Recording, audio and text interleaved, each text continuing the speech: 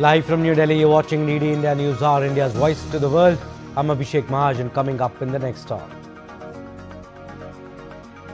Prime Minister Narendra Modi attends the Golden Jubilee celebrations of National Day of Seychelles as guest of honor to meet members of Indian diaspora in Victoria.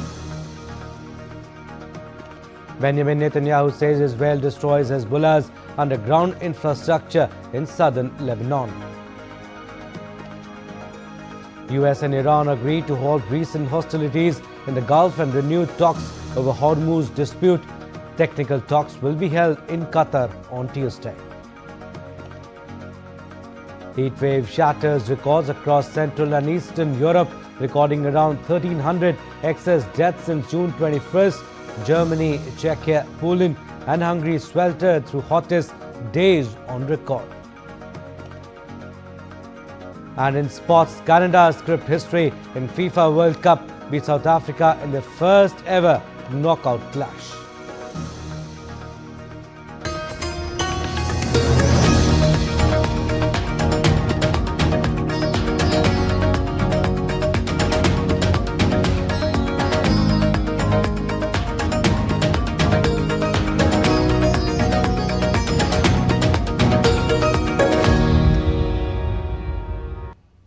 Prime Minister Modi attended the Golden Jubilee celebrations of Seychelles National Day as guest of honor in Victoria on Sunday, becoming the first Indian Prime Minister to be accorded this honor. An Indian marching contingent comprising Navy and Army teams participated in the parade. An Indian Naval Band also formed part of Indian Marching Unit, underlining the close and special India-Seychelles partnership. In a special gesture, INS Tarkash and INS Ikshak were docked at Port Victoria, highlighting India's long-standing friendship with Seychelles. PM Modi conveyed India's warm wishes to the people of Seychelles on this historic occasion.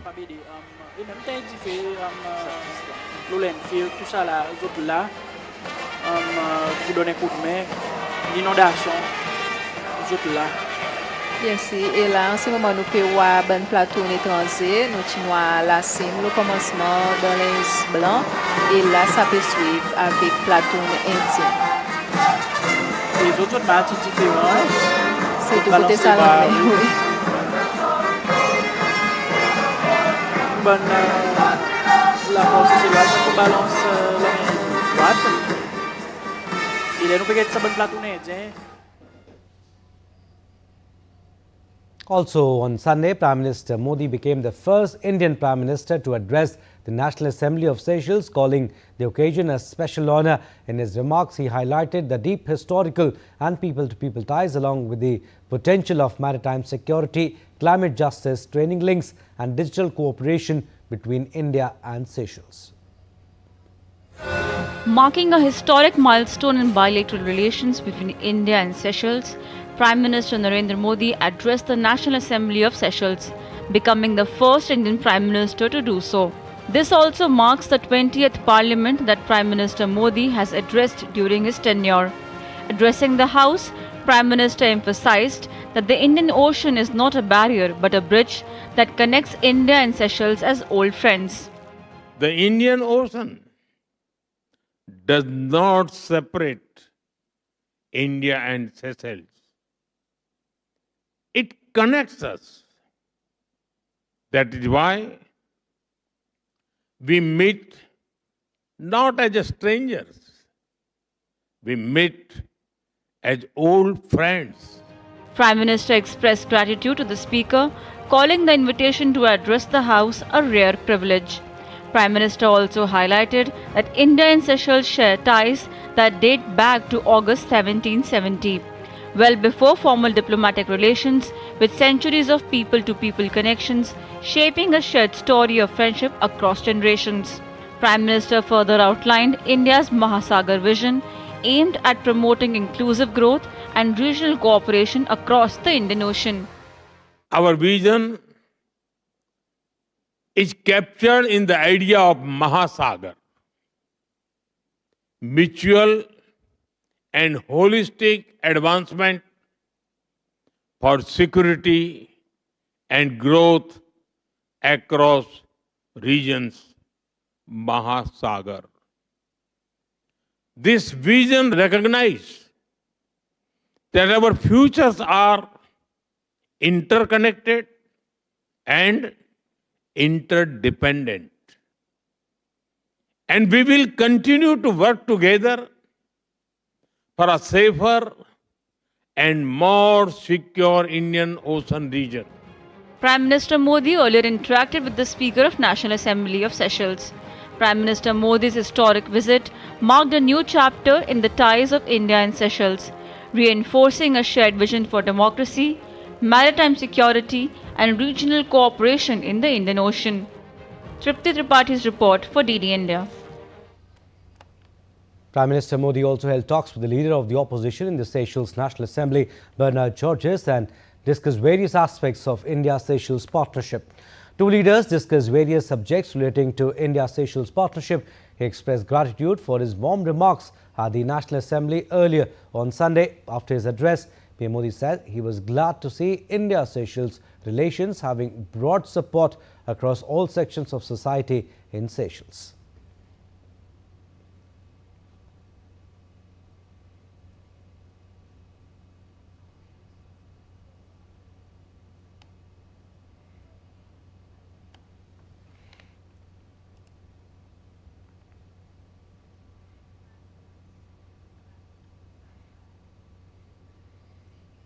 Yes, and today marks day 3 of Prime Minister Narendra Modi's state visit to Seychelles, and DD India's Munmun Bhattacharya joins us with more. Hi Munmun, with the visit drawing to a close, how would you assess the overall outcomes and key takeaways from Prime Minister Modi's Seychelles visit? Absolutely, Abhishek. It's been a visit that has been high on both substance and symbolism. High on substance because there have been 19 outcomes so far of this visit, besides the fact that Prime Minister Narendra Modi was the guest of honor on such a landmark year for Seychelles, with Seychelles celebrating 50 years of its independence and Seychelles and India celebrating 50 years of their diplomatic ties. Now, having said that, there has been a lot of focus on maritime security and defense in this relationship, on capacity building in this relationship, on boosting tourism and cultural ties in this relationship, on taking forward the vision of a stable, secure and prosperous Indian Ocean region, on taking forward the vision of Mahasagar of Prime Minister Narendra Modi, with which various Indian Ocean region states, including Seychelles, align. Now, if we look at the outcomes like you were asking, then a professional and technical education center was inaugurated in terms of a groundbreaking ceremony. And of course, a logo commemorating 50 years of diplomatic ties was also inaugurated as a groundbreaking ceremony, that is, for both sides. Now, this is important because this will mean that with India's support, Seychelles youth will get skilled, they'll get trained, there'll be employment opportunities that will be created here. It is important to note here that there are many structural constraints when it comes to Seychelles because the landmass here is very limited. It is around 455 square kilometers only. But the exclusive economic zone is huge. It is 3,000 times its landmass. It is around 1.3 to 1.4 million square kilometers. Prime Minister Narendra Modi had made a reference to that. So which means that the biggest fear of Seychelles is a threat to its maritime zone. And it is also its biggest asset in the sense that the marine resources are its biggest assets because it is the backdrop of the tourism industry. Fisheries and tourism are the two mainstays of the economy of Seychelles. So with India providing help through its naval ships, through its patrol vessels, through its fast interceptor boats, through its Dornier surveillance aircraft, and through various refitting that it keeps doing, this has really meant a lot. Also in terms of training of defense security personnel, not just defense, but that training under ITEC covers besides defense officials, civil servants, police officials in tackling cybercrime, forensics, etc. Also, there was an MOU that was exchanged between India's foreign ministry as well as the counterpart of Seychelles on training of civil servants. So that continues.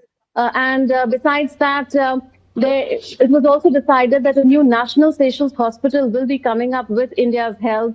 And besides that, the refitting of patrol ships, the roster has been completed This has happened twice. And of course, the patrol ship L'Espoir, which means hope in the local Seychelles language, Creole, was gifted by Prime Minister Narendra Modi to the government of Seychelles. So all in all, extremely substantive with a lot of announcements, 19 of them so far, and the Prime Minister getting the pride of place of being the guest of honor for such a landmark occasion of Seychelles. Okay, Munmun, also talking about today, day 3 of Prime Minister's visit. He is scheduled to interact with members of the Indian diaspora today, meet and greet with select members of the Indian diaspora. How significant is this engagement for the Indian community there? Absolutely. So his day begins with, like you said, the select interaction with the Indian diaspora. And there will be photo opportunities there. The Prime Minister will again meet members of the Indian diaspora before he departs at the Peace Park, where a statue of Mahatma Gandhi has been erected, besides that of James Macham, who was the first Prime Minister, and then the President of Seychelles as well, and Nelson Mandela. There also, there will be an opportunity to interact with the Indian community members. Now, this relationship has been very special. There are very old and strong ties of kinship between India and Seychelles, because the first Indians, 5 of them, had arrived in Seychelles on board a ship with French colonists and some African slaves 250 years back in 1770. And since then, they have stayed here. A lot of Seychelles here or Seychellois here are of Indian descent, including the Vice President himself, who told me in an interview that he traces his origins to Tamil Nadu as well as Kerala. So it's a very integrated Indian community in the social and cultural fabric of Seychelles. Also, Prime Minister will be visiting a temple here, the Nav Shakti Vinayar temple, which is dedicated to Lord Ganesh. That, of course, also is extremely significant in terms of symbolism, because that is the only Tamil Hindu temple in the whole of Seychelles archipelago of 115 islands. So there he is expected to worship the deity, and that, of course, will send a very strong signal of harmony, religious harmony, that India stands for, the Indian Hindu philosophy stands for. All right, Munmun, thank you for the timing, but yes, we'll keep taking updates from you. All right, still to come on this edition of DD India News Hour. A look at how Prime Minister's visits to Hindu and Buddhist temples overseas have become a significant facet of India's cultural outreach. Following PM Modi's appeal to use clay idols made from Indian soil, Mumbai idol makers prepare Ganesh idols for the upcoming festival.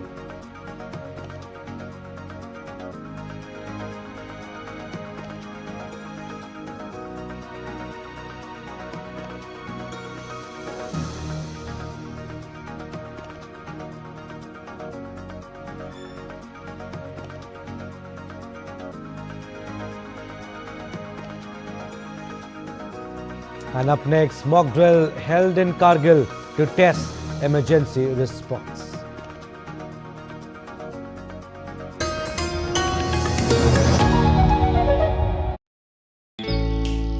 Jharkhand will mesmerize you with majestic nature, rich heritage and colorful culture. Johar. Arey, it fits perfectly. Thank you. Full workout हो गया. Ready?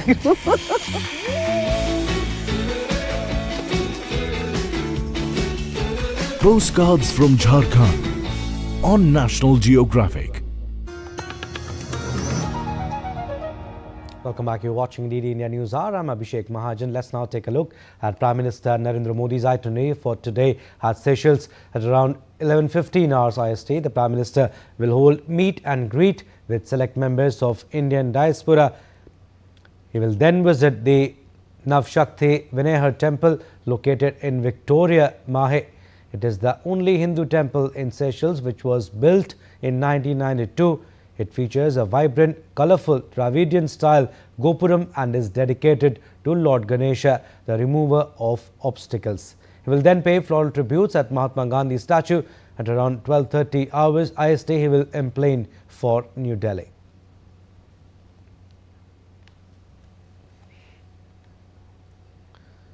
And Prime Minister Narendra Modi's overseas visits have often extended beyond diplomacy and economic engagement, with cultural outreach emerging as a key pillar of India's foreign policy. Through visits to revered Hindu and Buddhist temples across the world, the Prime Minister has highlighted India's shared civilizational heritage and strengthened people-to-people ties with partner nations. A defining feature of Prime Minister Narendra Modi's foreign engagements have been visits to Hindu and Buddhist temples, reflecting India's civilizational ethos and cultural diplomacy. Over the years, the PM has paid a visit to several prominent Hindu and Buddhist temples across the world. In February 2024, PM Modi inaugurated the BAPS Hindu Mandir in Abu Dhabi, the first traditional stone-built Hindu temple in the UAE. Built by the BAPS Swaminarayan Sanstha, the temple stands as a symbol of religious harmony, cultural coexistence, and the deepening India-UAE ties. In 2018, PM Modi visited the historic 125-year-old Sri Moteshwar Mahadev temple in Muscat during his official visit to Oman. During his state visit to Bangladesh in 2015, Prime Minister Modi visited the Dhakeshwari temple, the national temple of Bangladesh, dedicated to goddess Dhakeshwari. As the birthplace of Buddhism, India shares deep spiritual and historical ties with countries across Asia that are home to rich Buddhist traditions. Through visits to ancient monasteries and Buddhist sites, Prime Minister Modi has consistently reaffirmed India's commitment to preserving this shared heritage. In 2025, PM Modi, along with the Sri Lankan President Anura Kumara Dissanayake, visited the sacred Jayashree Mahabodhi in Anuradhapura and offered prayers at the revered Mahabodhi tree, highlighting the strong civilizational linkages between India and Sri Lanka. During his visit to Thailand in 2025, Prime Minister Modi visited Wat Pho, home to the iconic reclining Buddha. He offered Sanghadan to senior Buddhist monks and presented a replica of the Ashokan lion capital, reaffirming India's enduring Buddhist heritage and cultural ties with Thailand. On Buddha Purnima in 2022, the Prime Minister travelled to Lumbini, the birthplace of Lord Buddha, and described him as the embodiment of humanity's collective wisdom and compassion. In the first ever trip by an Indian Prime Minister to Mongolia in 2015, PM Modi visited Gandan Monastery and also presented a Bodhi tree sapling to Hamba Lama. In his very first term as the Prime Minister, he visited the historic Toji Temple and the iconic Kinkaku-ji Temple in Japan. Prime Minister Narendra Modi's visits to Hindu and Buddhist shrines have become a defining aspect of India's cultural diplomacy, fostering enduring partnerships built on shared history and culture. Bureau Report, DD India.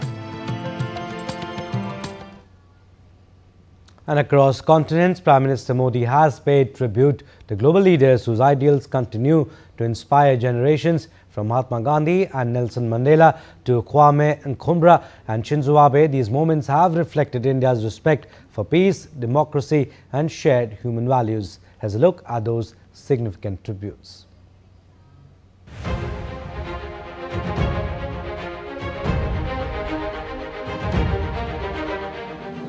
Prime Minister Narendra Modi has paid heartfelt tributes to towering personalities not only in India but also abroad.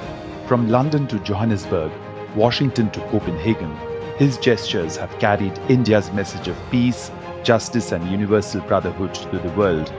PM Modi has honoured leaders who shaped humanity's conscience. Mahatma Gandhi, Mandela, Martin Luther King Jr. His tributes abroad underline India's respect for universal values. Here's how those moments unfolded.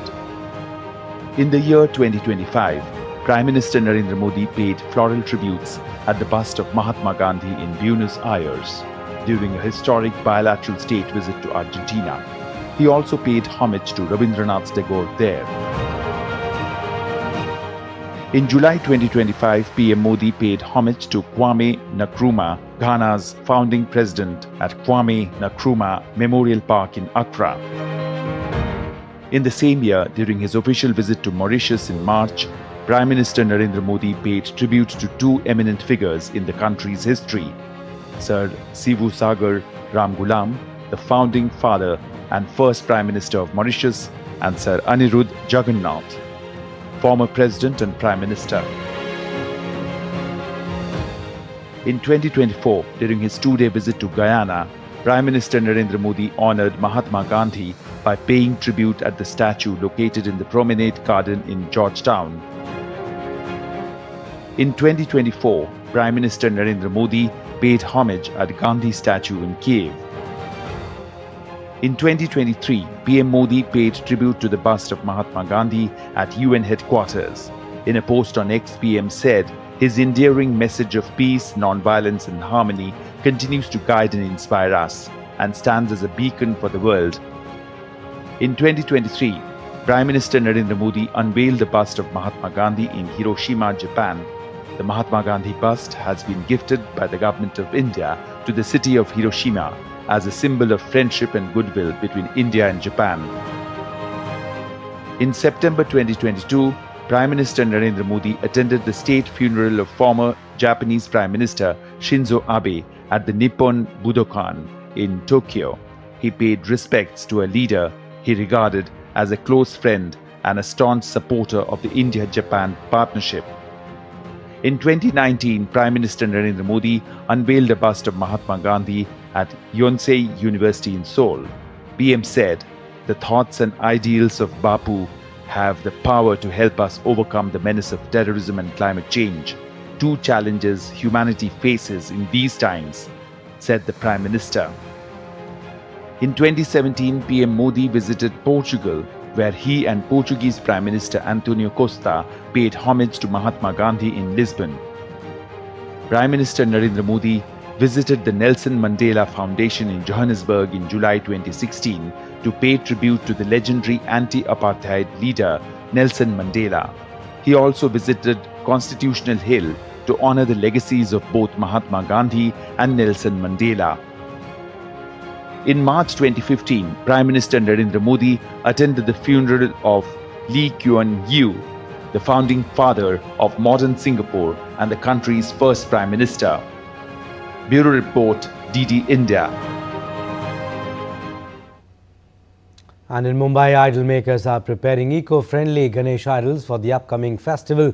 Following PM Modi's appeal to use clay idols made from Indian soil, artisans say it supports both the environment and local craft. In Mumbai, idol makers are busy crafting Lord Ganesh idols for the Ganesh Chaturthi festival later this year. Carefully handcrafted and finished with great attention to detail, these idols will soon make their way into people's homes, where devotees will offer prayers before they are ritually immersed in water bodies. On Sunday, Prime Minister Narendra Modi, during his monthly radio broadcast Man Ki Baat, urged both people and artisans to prioritize clay over plaster of Paris for Ganesh idols this year. मेरा आप सभी से एक आग्रह है, आप प्रयास करें कि आपके घर, सोसाइटी या आसपास की जगहों पर गणपति बप्पा की जो मूर्ति स्थापित हो, वो हमारे देश की मिट्टी से बनी हो, वो हमारे अपने कुम्हारों और स्थानीय कलाकारों के हाथों तैयार हुई हो। जो लोग गणेश जी की मूर्तियां बनाते हैं, उनसे भी मेरा आग्रह है कि वे मिट्टी की मूर्तियों को प्राथमिकता दें। Prime Minister Narendra Modi's appeal has resonated strongly with local artisans and idol makers. Many say the appeal will encourage people to choose eco-friendly idols, supporting environmental conservation. He advised all the people of India to celebrate Ganesh Utsav using idols made from India's soil. It is a very good message for all Indians, especially the people of Maharashtra, to make Ganesh idols from our own country's soil. Everyone should install Ganesh idols made from India's own soil and celebrate this Ganesh festival in an auspicious way.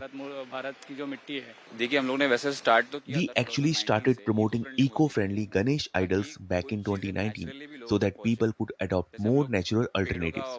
We use tree gum as a binding material and make the idols using ordinary paper. This way, people will receive some important in adopting these products, and it can also be a positive step towards protecting the environment. Beyond protecting the environment, some artisans also feel the Prime Minister's appeal to buy locally made idols will encourage traditional craftsmanship and boost the local economy. Much before the festivities start this year, the message is already being shaped in clay from our own soil by skilled hands celebrating both faith and nature together. Now, police and security agencies in Kargil, Ladakh conducted a high-intensity mock drill at the Tourist Facilitation Center on Sunday. The exercise was held to assess coordination and response of participating agencies and to identify areas needing improvement in emergency preparedness.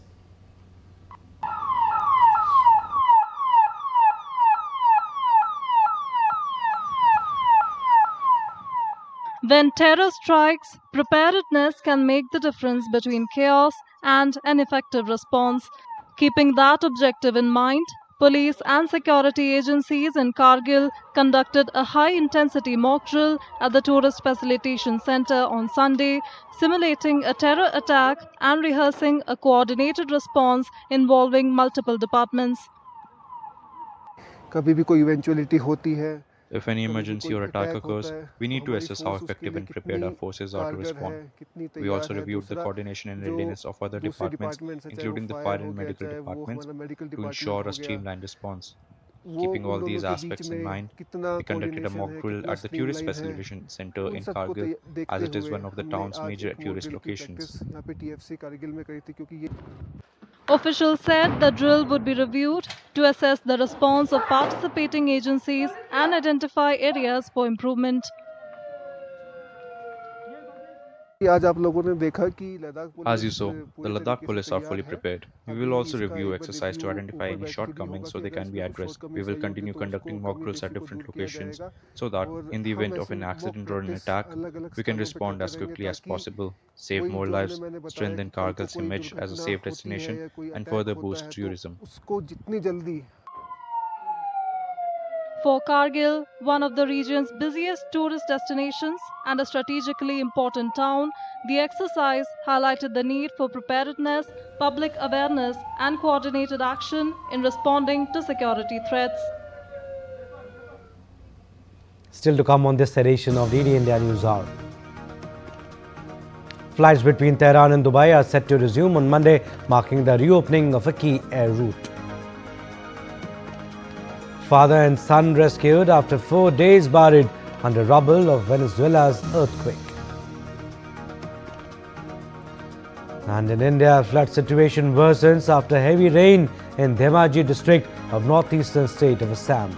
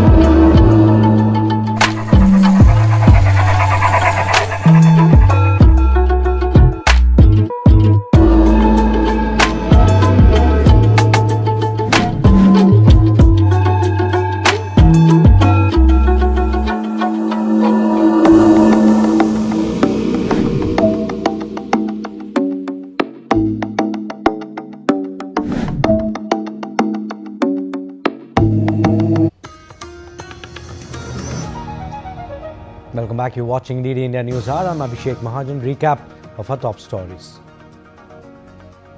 Prime Minister Modi attends the Golden Jubilee celebrations of National Day of Seychelles as the guest of honor to meet members of Indian diaspora in Victoria. Netanyahu says Israel destroys Hezbollah's underground infrastructure in southern Lebanon. US and Iran agree to halt recent hostilities in the Gulf and renewed talks over Hormuz dispute. Technical talks will be held in Qatar on Tuesday. Heatwave shatters records across Central and Eastern Europe, recording around 1,300 excess deaths since June 21st. Germany, Czechia, Poland and Hungary swelter through hottest days on record. And in sports, Canada script history in FIFA World Cup, beat South Africa in the first ever knockout clash.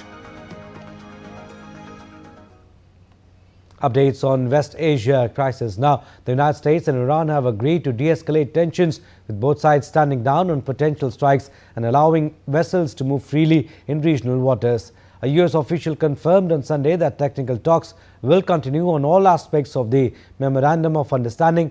The official stated that technical talks are slated to continue on all areas of the MOU. He also added that both sides will stand down for now. The development signals a temporary pause on attacks from both sides as diplomatic efforts aim to resolve remaining issues through sustained negotiations. And Iran has issued a fresh warning to international ships not to bypass its designated routes in the Strait of Hormuz. The directive comes shortly after the US and Iran agreed to stand down on strikes and allow vessels to move freely while technical talks on their Memorandum of Understanding continue. The move signals Tehran's insistence on maintaining control over navigation in the strategic waterway despite the de-escalation understanding announced on Sunday. Shipping companies have been urged to adhere strictly to Iran's chosen paths to avoid potential confrontations as diplomatic negotiations proceed on broader issues. Meanwhile, flights between Tehran and Dubai are set to resume on Monday, marking the reopening of a key air route weeks after the two countries were affected by the wider West Asia conflict. Iranian state TV and other media quoted the head of Tehran's Imam Khomeini Airport as saying that the necessary arrangements have been made to reopen the Tehran-Dubai route at Imam Khomeini Airport. Tickets for a Monday morning flight operated by Iranian airline Ceasefire were available for purchase, with the aircraft scheduled to depart Tehran at 10:40 a.m. local time.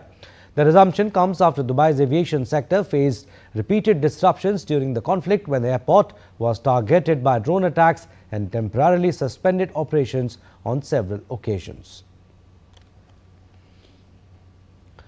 Now, the Israeli military destroyed a 200-meter underground tunnel used by Hezbollah in the southern Lebanese village of Majdal Zun, as per the Israeli Prime Minister and Defense Minister on Sunday. The tunnel contained hundreds of weapons and launchers. The US was notified prior to the strike. The operation occurred 2 days after a US brokered security arrangement aimed at easing border hostilities, which includes phased Israeli withdrawal and Lebanese army deployment. Israel said it plans to maintain forces in an expanded security zone, and Hezbollah condemned the attack as a flagrant ceasefire violation, while its leader rejected the deal as surrender. Israeli Prime Minister Benjamin Netanyahu has said that Israel will continue eliminating terrorist threats. Meanwhile, an Israeli soldier was killed in combat in southern Lebanon on Sunday, just 2 days after Israel and Lebanon signed a US brokered agreement to end the hostilities. 21-year-old Captain David Hazard, a platoon commander, died after troops encountered a Hezbollah fighter in a suspicious structure near Doordarshan. Another soldier was injured in the clash as Israeli forces subsequently located and eliminated the Hezbollah terrorist. The Lebanese state news agency reported fresh Israeli strikes on the outskirts of Doordarshan and Tabeh. Hazard's death brings Israeli military losses to 38 soldiers and 1 civilian contractor since the conflict with Hezbollah erupted in early March.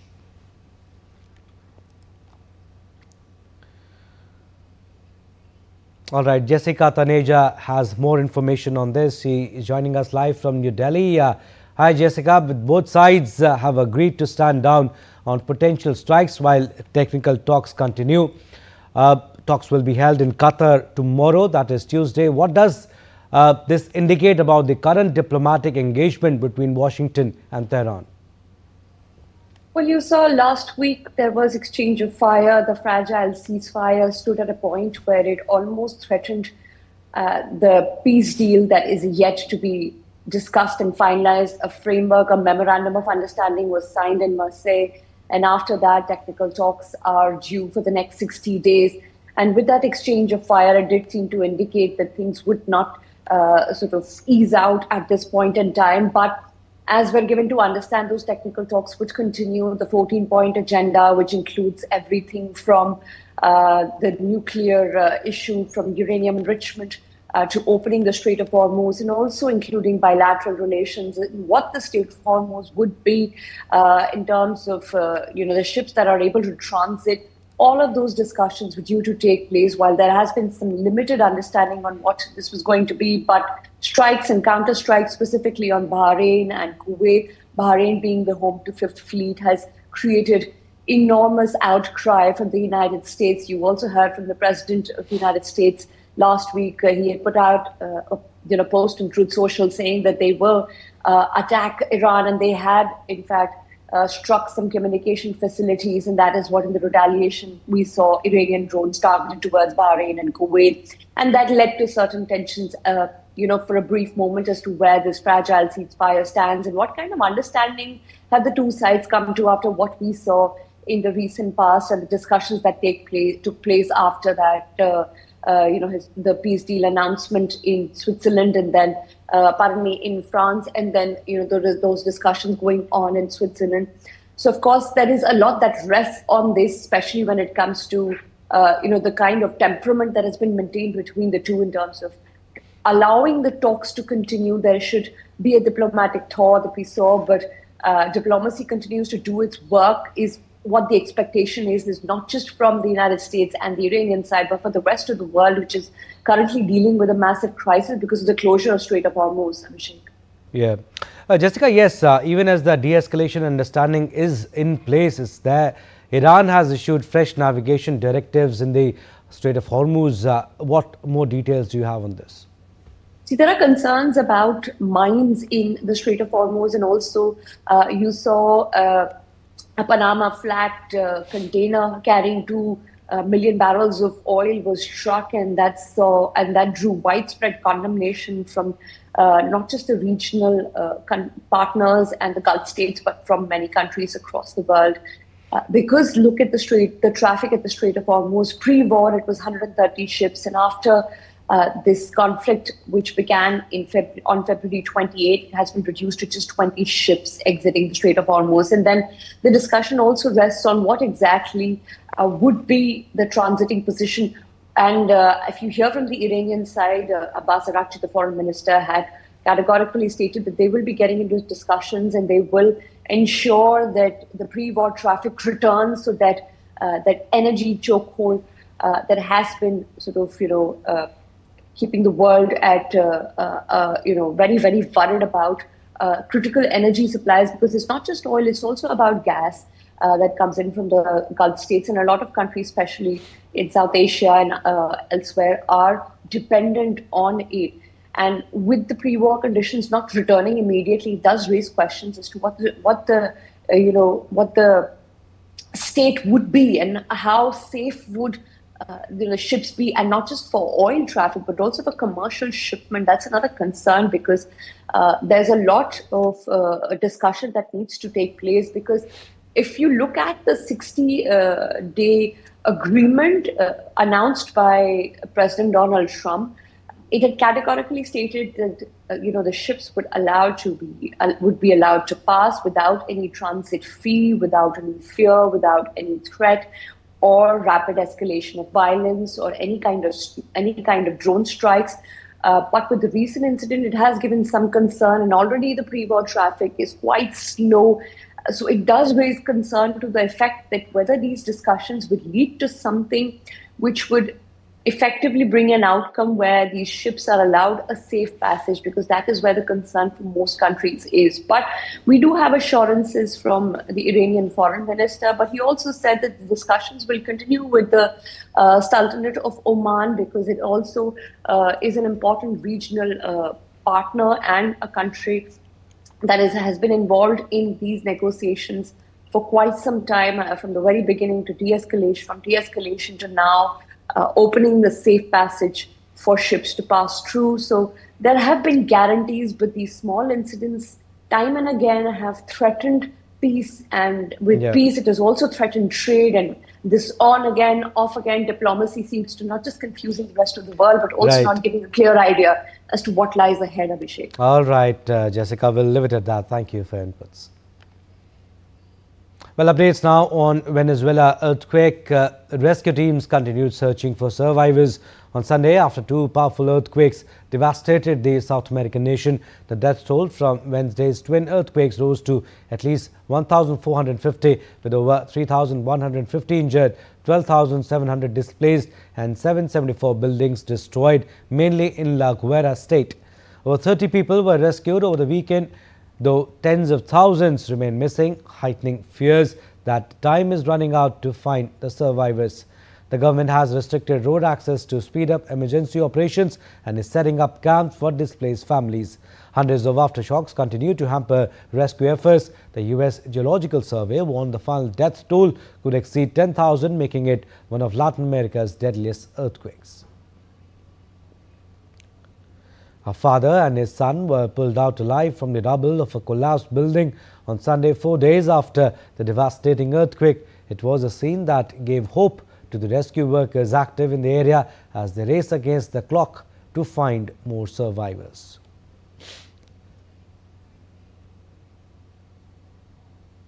Now, Venezuela's interim president Delcy Rodriguez announced the formation of a presidential commission to inspect homes, roads, bridges and other infrastructure damaged by last week's earthquake and determine whether they are safe for use. A color-coded system will classify buildings based on safety. She also reported steady progress in restoring essential services in La Guaira, with electricity restored to 75%, water supply to 68% and about 90% of roads operational. Rodriguez emphasized that restoring transport links remains crucial for ongoing rescue and relief operations. Meanwhile, a power outage on Sunday forced the shutdown of Venezuela's largest refinery, Amuay, following two deadly earthquakes in the country. Amuay is the second refinery which halted operations following a power outage caused by the devastating earthquake. Insufficient water for some power plants and industries in western Falcon State, including the refinery, also is affecting operations. El Palito refinery and the neighboring Moron petrochemical complex in the country's central region have already been unable to fully restart operations amid the unstable power supply. The South American nation has been struggling to provide power to industrial plants, refineries, businesses and citizens following the earthquakes. In France, 11 people, including a pilot, 5 trainee parachutists and 5 instructors were killed on Sunday when a small aircraft operated by a parachuting school crashed shortly after takeoff near Nancy-Essay Airport. As per the officials, the plane went down just minutes after departure, crashing in the town of Tomblaine, around 300 meters from the end of the runway. The aircraft narrowly missed nearby residential homes, preventing a larger tragedy on the ground. French Interior Minister Laurent Nunez, who visited the crash site, said some family members of the trainees were present at the airport at the time of the accident and witnessed the crash. Forensic investigators and emergency teams worked at the scene, recovering bodies and examining wreckage scattered near the crash site. French media reported that the trainee parachutists included a group of nurses undergoing training. The cause of the crash remains unknown and is under investigation by the authorities. An intense heat wave sweeping across Europe continues to cause widespread disruption with record-breaking temperatures, while the World Health Organization reports more than 1,300 excess deaths since June 21st. France has recorded 1,000 excess deaths during the blistering heat wave sweeping Europe. According to the French Public Health Agency, most of the fatalities involve people aged 65 and older. Lithuania had its hottest June day on record on Sunday. The Lithuanian National Weather Service said a high of 36.3 degrees Celsius was recorded in the southern town of Druskin in Kai, surpassing the previous June record of 35.7 degrees Celsius. In Czech Republic, heat records were broken on Sunday for the second day in a row. A high of 41.1 degrees Celsius was recorded in Doksany, north of Prague. In the city's historic old town, fire trucks sprayed water over crowds to help cool them down. Now, Poland recorded its hottest day ever on Sunday. A high of 40.5 degrees Celsius was recorded in Slubice. Capital city Warsaw also broke its city record, reaching 37.6 degrees Celsius, breaking a record set in 2013. In Rome, a heatwave smartwatch is helping protect elderly residents by enabling remote health monitoring and emergency alerts. The wrist-worn device also includes motion sensors that can detect falls and continuously track movement. Local authorities are hailing the device as a key health prevention tool during Europe's ongoing heatwave, with room temperatures reaching the upper 30 degrees Celsius. While in India, the flood situation in Assam's Dhemaji district has worsened following several days of heavy rainfall in the region as well as in neighbouring Arunachal Pradesh. Continuous rainfall has led to a sharp rise in the water levels of multiple hill-fed rivers along the interstate border, triggering severe flooding across Jonai, Cement, Chapori and Dimau areas. A 300-meter-long iron bridge connecting Kemi and Oyan was washed away by strong flood currents in the Kemi River, completely cutting off connectivity between the Kemi Purana Jhelum region and Jonai Sadar. Meanwhile, in Dhemaji, the National Disaster Response Force Itanagar successfully rescued 24 stranded residents from the flooded Dekari River near Lakhi Pathar, Tenyali, Dhemaji. Still to come on this edition of DD India News Hour. India beat England in penalty shootout in Hockey Pro League. And in Wimbledon 2026, it begins from today at the historic All England Club.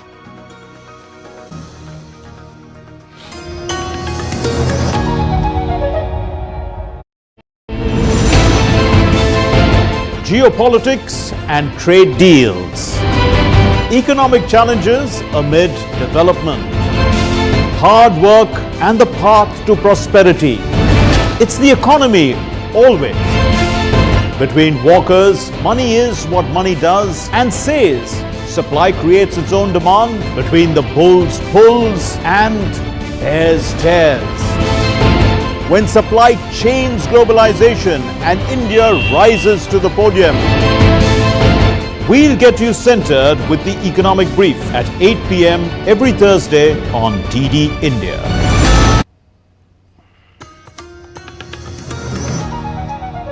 Welcome back. You're watching DD India News Hour. I'm Abhishek Mahajan.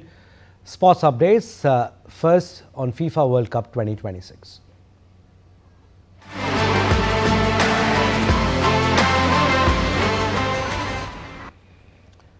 Host nation Canada has scripted history by reaching the round of 16 of FIFA World Cup for the first time ever after a dramatic injury time victory over South Africa. Canada edged past South Africa 1-0 courtesy of a stunning stoppage time winner from Stephen Eustáquio in a closely contested match in Los Angeles. Both sides battled hard but were unable to break the deadlock for most of the game. Just when the contest appeared destined for a draw, Eustáquio unleashed a superb strike from outside the penalty area deep into injury time, sparking celebrations among the home fans and sealing Canada's place in the knockout stage. Canada will next face either the Netherlands or Morocco in round of 16 on July 4 in Houston. And a place in the FIFA World Cup round of 16 is on the line as football giants Brazil take on an exciting and disciplined Japan tonight in Houston, Texas. Brazil top Group C with 7 points to book their place in the knockout stage. The Seleção began with a 1-1 draw against Morocco before finding top form with a comfortable 3-0 victory over Haiti. They then sealed first place with an entertaining victory over Scotland thanks to a first half brace from Vinicius Jr. Another goal from Matheus Cunha. Japan have once again shown why they are one of Asia's strongest football nations. Japan have impressed throughout the competition with their organized style, quick counter-attacks and fearless performances. The Samurai Blue finished unbeaten in Group F with 5 points. They drew 2-2 with the Netherlands, defeated Tunisia 4-0 and secured qualification with a 1-1 draw against Sweden. If Japan maintain their organization and take their chances on the counter, they have every opportunity to cause a major upset.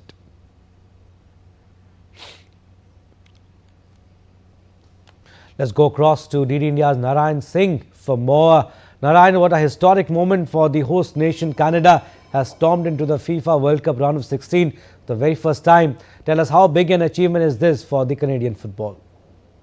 Abhishek, a big achievement for the Canadian team to reach in the round of 16, and in itself, if you take a look, they are the first team to reach there in the round of 16 in this World Cup. And if you take a look their history, and it was their third World Cup, and first in 1986 in Mexico, when they failed to register even the single win in that edition. And after that, if you take a look, their next chance came in 2022 in Qatar, when also they failed to register a single win in the FIFA World Cup. But this time around, as a host nation, as a co-host, they performed well. If you take a look their journey here, in the first match they drew against Bosnia-Herzegovina. In the second match they thrashed a team like Qatar with a margin of 6-0, and in the final group game they lost to Switzerland, and they finished their group at the number 2. So we can say that football is slowly just grooming in the Canada, and the multiple superstars are coming. If you take a look, their key superstar Davis, Alphonso Davies had a hamstring injury in the semi-finals of the Champions League against PSG. He is a Bayern Munich superstar and a Canadian superstar, but his presence today made the difference when he was there in the 75th minute of the match. He changed the whole scenario, and the passing became more smooth, and Stakio got a chance and he scored superb goal in the stoppage time. So Canada is a fantastic team, and definitely we can say that the real challenge will be there in the round of 16, when they will face the heavyweights like Morocco or Netherlands. So the true test of their potential will be there in the round of 16. All right, Nan, we'll leave that. Thank you for your inputs. Tennis now. Wimbledon 2026 begins today at All England Club in London, marking the start of 2 weeks of top-level tennis on grass courts, with top players set to compete for Grand Slam glory. In the men's singles, world number 1 and defending champion Jannik Sinner will aim to retain his title, while Novak Djokovic will target another Grand Slam crown. The women's draw, defending champion Iga Swiatek faces a tough challenge, with world number 1 Aryna Sabalenka and Elena Rybakina among the leading contenders. Players from around the world are set to compete for one of tennis' most prestigious titles. And India's men's hockey team beat England 3-2 in a penalty shootout in FIH Pro League, avenging their earlier defeat. The match in London ended goalless after 60 minutes of regulation time, but India secured victory with a composed and accurate performance in the shootout. India's scorers were Abhishek Shalinand Lakra and Hardik Singh, while for England only Zachary Wallace and David Goodfield scored. This was India's final Pro League match ahead of Hockey World Cup scheduled in Belgium and the Netherlands from August 15 to 30th. Defender Sanjay was named player of the match for his strong defensive performance. And the second edition of the Indian Ambassadors Cricket Tournament has concluded in Nepal, celebrating the shared love for cricket and strengthening people-to-people ties between India and Nepal. 8 teams participated in the second edition of the tournament, organized by the Embassy of India in Nepal. The 3-day tournament was played in T20 format. The tournament was inaugurated by India's ambassador to Nepal, Naveen Srivastav, along with Joint Secretary of Nepal's Ministry of Foreign Affairs, Gahendra Rajbhandari, at the TU Cricket Ground. The opening match featured teams comprising members of Embassy of India, Nepal's Ministry of Foreign Affairs, the diplomatic community in Kathmandu, Nepali media, former Nepali cricketers, Government of Nepal officials, corporate organizations, and the Indian diaspora in Nepal. The annual tournament celebrates the spirit of cricket, a sport that continues to bring the people of India and Nepal closer, while further strengthening the people-to-people ties between the two countries. That's all for this edition of DD India News Hour, but do let us know your thoughts on the news of the day. For those on the go, you can get all the latest news and updates from India and across the world on DD India mobile app. The app is available on both Android and iOS platforms. Scan the QR code on the screen to download now. And we'll be back with more news as it breaks here on DD India. I'm Abhishek Mahajan from all of us here in Delhi. Thanks for watching DD India News Hour.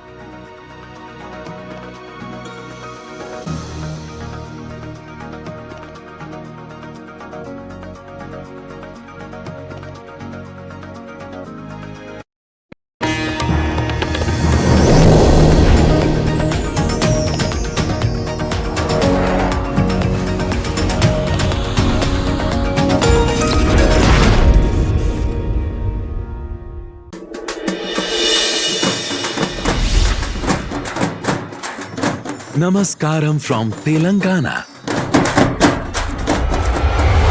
India's youngest state, a rising star.